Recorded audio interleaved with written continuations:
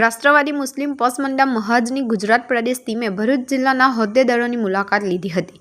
સંગઠનના રાષ્ટ્રીય અધ્યક્ષ જનાબ આતિફ રશીદજી અને ગુજરાત પ્રદેશ અધ્યક્ષ એડવોકેટ રિયાઝ શેખજીના માર્ગદર્શન હેઠળ ગુજરાતના વિવિધ જિલ્લાઓમાં હોદ્દેદારોની નિમણૂક કરી ટીમો કાર્યરત કરવામાં આવી છે. સંગઠનનો મુખ્ય ઉદ્દેશ બક્ષીપંચ સમાજના પ્રતિભાશાળી, શિક્ષિત અને ધંધાધારી લોકોને એક મંચ પર લાવી સામાજિક સ્તરે આગેવાની અને સેવા માટે પ્રેરિત કરવાનો છે. ગુજરાત પ્રદેશ ટીમે ટૂંકા ગાળામાં અનેક જિલ્લાઓની મુલાકાત કરી સમસ્યાઓ અંગે ચર્ચા શરૂ કરી છે. આ અભિયાનના ભાગરૂપે ટીમે ભરૂચ જિલ્લા તેમજ વડોદરા જિલ્લાના કરજણ તાલુકાના હોદ્દેદારો સાથે પણ વિગતવાર ચર્ચા વિચારણા કરી. આ પ્રસંગે ગુજરાત પ્રદેશ અધ્યક્ષ એડવોકેટ રિયાઝ શેખજી, મહામંત્રી ફારૂક સમા, અમદાવાદના હોદ્દેદાર સાબુકતાબેન હળદર, હકીમ સમા તથા બાલાસિનોરના મહામંત્રી અનવર કુરેશી ઉપસ્થિત રહ્યા હતા.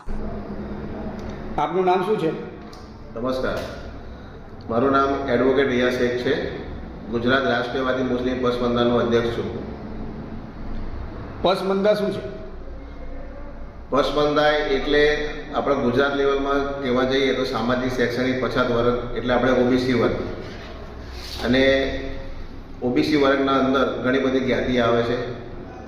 મને પસમંદાના જે લોકો છે મુસ્લિમ સમાજના, એ લોકોને જાગૃત કરવા, એ લોકોને શિક્ષિત બનાવવા અને સરકારની વિવિધ યોજનાઓ સાથે જોડાવવાનું એક માધ્યમ ને એક પ્રયોગ અમે ચલાવી રહ્યા છીએ. અને એ પ્રયોગના અંદર અમને ઘણી બધી સફળતા મળી છે. આજે 70 વર્ષના અંદર જે લોકો એમના ઘરે નથી પહોંચ્યા એવા ઘરે અમારા પસમંદાના લોકો પહોંચી રહ્યા છે અને ખૂબ સારું કાર્ય પસમંદાની ટીમ કરી રહી છે.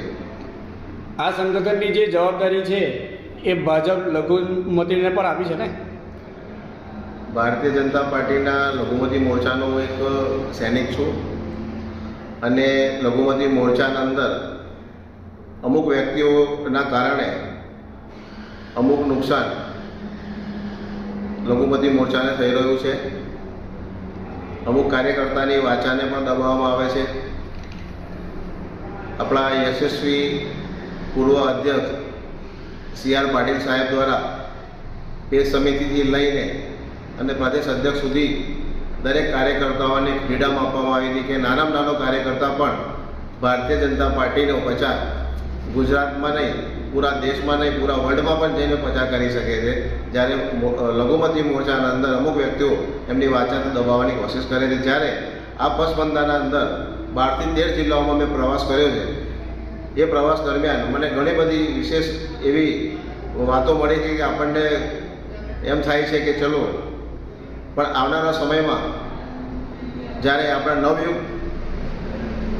પ્રદેશ અધ્યક્ષ જગદીશભાઈ વિશ્વકર્મા સાહેબે જ્યારે પદ સંભાળ્યો છે અને જે ઓબીસી વર્ગમાંથી આવે છે, તો હું એવું માનું છું કે આવનારા સમયમાં ઓબીસી સંગઠનને પણ તેઓ વધુમાં વધુ મોકો આપશે. જય હિન્દ, જય ભારત.